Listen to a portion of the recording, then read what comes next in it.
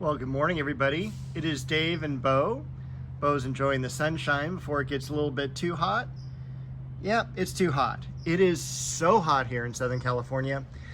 Today is Tuesday, July the 28th, 2026. I apologize for not having a Saturday video for y'all. Life has been crazy busy. And the weather has not cooperated. It has been 100 degrees for a couple of days. It's finally cooled down a little bit today and tomorrow before we go back up to 100 degrees. So I think we are looking at about, with the upcoming forecast, about 30 days in a row of 90-degree temperatures on up. So it has just been hot. The toll is starting to be seen in the garden and in me, to be honest with you. And then to top everything off, last weekend, my computer ended up crashing. And so I had to get a new computer. That was an ordeal.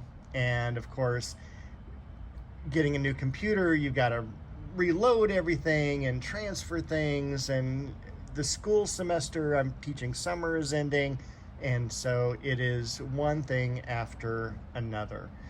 So last night I finished garden work around midnight. So as I'm continually panning the garden to see if there's anything new, I just mainly wanted to show you a nicely fresh cut green lawn, because normally I do like the lawn work on Mondays. And so when I film on Saturdays, you see kind of an overgrown lawn. But it is cut every Monday or Tuesday at the latest. And so we're gonna cruise around and see what's new and what has survived the weather. I'll show you a few things as well, besides Bo. Hello, Bo. She loves the catnip. And next to the catnip is the Angelonia. That's still doing really nicely.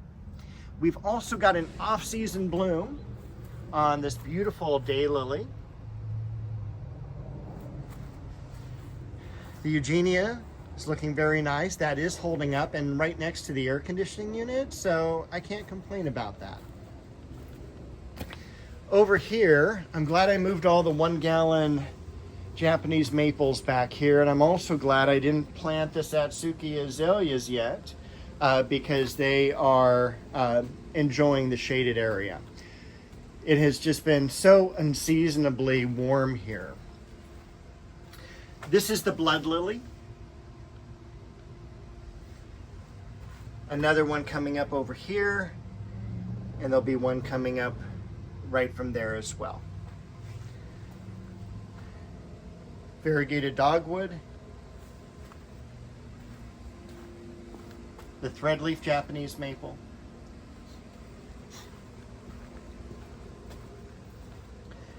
surprisingly, most of the ferns are doing really nice, as well as the Chamaecyparis. This area gets shade pretty early in the day, so there's not a whole lot of damage over here. Even these ferns are absolutely loving the heat.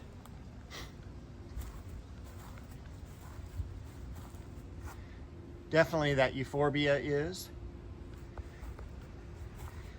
The Dahlia, look how full this is. Let me move it around with my other arm here, hold on. I mean, it's crazy how much foliage. So much so that it's falling on the plant below. That cactus is coming back, looking forward to that blooming. Of course, it's going to run into the Dahlia, so one of those two is going to have to move, and I think we know which one it is. The Columbine, Acer Jordan with a variegated geranium behind it. Most of the Shastas are done now. The Shishigashira holding up. The Magnolia, not as much holding up, so I'm a little concerned there, but it's a strong tree. It's been in the ground for a couple of years now. It will survive. The Plumeria And again, plumerias are part of the cactus family, so they like it hot. They can take it on the dry side. They are a quote-unquote tropical cactus, so don't let them like go totally bone dry all the time, but they do like well-drained soil. Most of the time that I see people have problems with these in the nursery trade is that, yes, they overwatered. The carex next to the ajuga, my shadow. The penguin pine is doing pretty good, primarily because I have the clivia covered every day. Makawa Yetsubusa in the background, slow-growing dwarf Japanese maple. So far, the Chiananthus and the Disigothica, the Falsarelia there in the back, they're holding up with the heat. It hasn't gotten like 105 or 110 or anything like that. Liriope, Morgan's White, very cool plant, unfortunately covered in weeds. The fern in the background is struggling during the day, but it is popping back at night. The Brussels sprouts, about the same thing. Midday, they're wilting, but they seem to be doing pretty good at night. I did not plant these this time of year purposely. It's literally just a plant that had survived from a 6-pack. There's actually a second one over here, and I threw them in. This is the compost area, and they grew just like that giant celery we had that went to seed. I've also got Jedalo Orange Japanese Maple here, bow on top of the grow mulch. That's like one of her favorite places. And you can see the stakes around it. That's for the shade cloth that I have. I am covering things because it is just super hot, and it is July. So we're only about 5 weeks past the summer solstice. And watermelons looking good. I'll probably harvest these this week. One regular, one heirloom. The cantaloupe is also doing really nicely as far as the plant grows.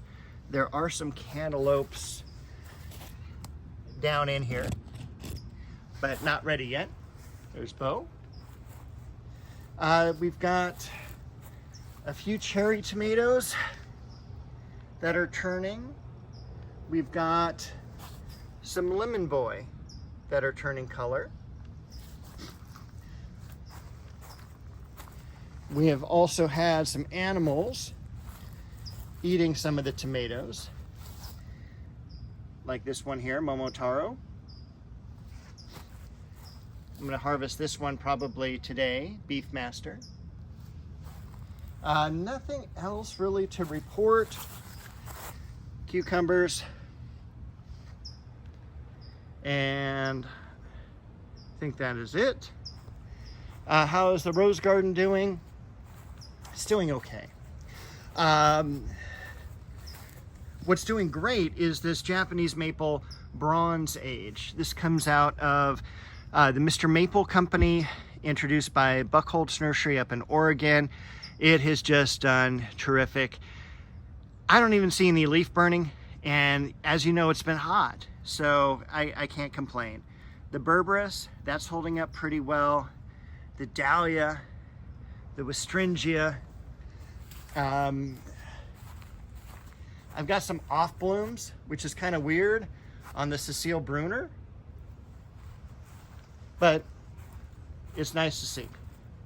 A lot of the lamb's ears, I need to get in here and just kind of clean this area out, but it's been so hot, and with everything going on, it's difficult.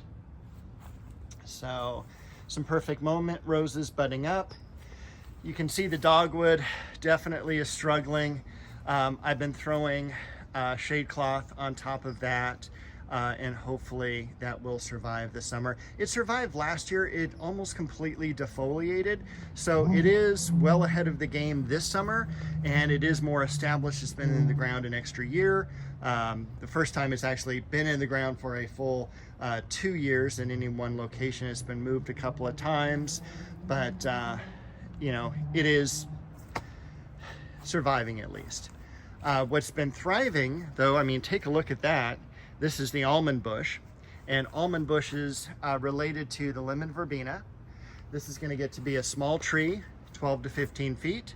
It's already at 6. Also thriving is the gigantic multi-grafted plum tree. So this is one that I was worried about planting about 2 years ago because there were hardly any roots to it. And it survived the first summer, and it's doing just so terrific. And it's got a nice branching structure on it. So I'm really looking forward to probably topping it off somewhere around here, around the 6-foot level. It'll start branching out at that height. But we'll do that after the summer's over, and just prior to the time where we're going to prune it back officially in the fall. Definitely all the lilies are done with the exception of these doubles here. These doubles bloomed late this year. This one and these back here. Normally they're in bloom around 4th of July, and here we are literally 3 weeks after the 4th of July. Bo found her other catnip back here. Definitely the Lynn Anderson is done. We've got some damage now on the cherry tree. Again, I'm watering, syringing as well during the day. Anytime it's high 90s, I'm gonna come out here midday and hose everything down just to keep the transpiration minimized. That is the plants give off water to the atmosphere. Many times in hot weather faster than the roots can bring it in. That's where the damage occurs. So by cooling down the leaf temperature, it slows down the transpiration. The little teepee is also for holding shade cloth over a newly planted this year Indian summer, ironically enough. And then the Japanese apricot, flowering apricot, yes. This is doing very well too. Only one day that I found it was really wilting in the 100+ degree weather, and again it was probably 102 that day. So all right, that is a quick look around the yard. Let us take a look at the front yard. Hey everyone, we're in the rarely seen front yard. One project that I did complete the last couple weeks is pruning back this gigantic Cape honeysuckle. This Cape honeysuckle was planted probably in the early 80s.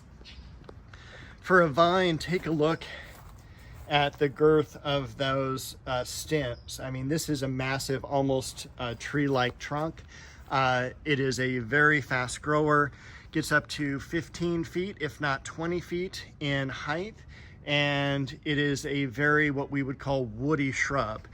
So what happens is that it just builds up a lot of wood and branches at the base, and then of course the foliage is on the outside of that, and when you move it aside, all you get is a lumber yard. Okay, so you got to be careful planting these. When you do prune them, they can take some pretty hard pruning to eliminate all those extra branches. Also, when you prune, you've got to realize when you prune, particularly plants like this, the new growth always appears at the very end of the stem. It's not going to necessarily appear further back here. So when you prune to the desired height, because that's where the new growth is going to come from. Mistake I did here is I left it too long in this area. All the new growth is coming out, and I need to cut it back even further. I'm not going to do that at this time. May not even do it this year. But it'll be repruned later, and I need to move it back against the fence if it is going to stay. So a few of these larger branches on the outside will be removed with a saw, definitely not a pair of pruners or a lopper. The waxleaf privet, ligustrum, doing fantastic. We did have some blooms on some of the roses here recently. So they'll be blooming in about another 45 days, which would put us in about mid-September, which I can't wait for that to get here because I am totally done with summer. The David Austins, they're pretty well done. And the icebergs, they also just finished a bloom cycle. So they're pretty spent until early fall. The gigantic, this is a pink Indian hawthorn, which blooms in the springtime. And this is a variety called Pinky, which is a dwarf. So this one is been here a while. It's about 2.5 feet tall, about 4 feet, not 4 feet, but about 3 feet wide. So it's a pretty beautiful shaped shrub. Not a whole lot of pruning is needed to do that, just mostly to shape. And we'll probably do some of that pruning once again as we get into the fall. Be careful pruning this time of year because you're exposing the plant that isn't used to the sun, and all of a sudden it's burning and not doing well. Which is why the Schefflera is doing so great. If we prune this back, it would sunburn, so we just leave it the way it is. And what else? Again, nicely, beautifully cut yard. Thank you. It's even edged next to the street and the tree and the fire plug and all of that. We do have some gardenias in bloom too, which is kind of nice. You can see from all the spent flowers how much it's bloomed, but we do have another bloom there. Oh, it's great. Fortnight lilies. I don't know if you know, the fortnight lilies actually came from the nicety of the people on that house there. This is more of a native ligustrum here that has seeded. Liquid amber, drastically reduced in size. This was probably, and I'm not kidding, 15 to 20 times as large. It was way tall. You could identify the house from a long distance away. Got drastically cut about 2 years ago. All right, I think that is everything this week. Even the ficus is looking good. I need to do a little pruning, but there's a bird's nest. So I'm leaving it. And I think that is it, everyone. All right, back to the backyard real quick. Have a wonderful week, everyone. Happy gardening.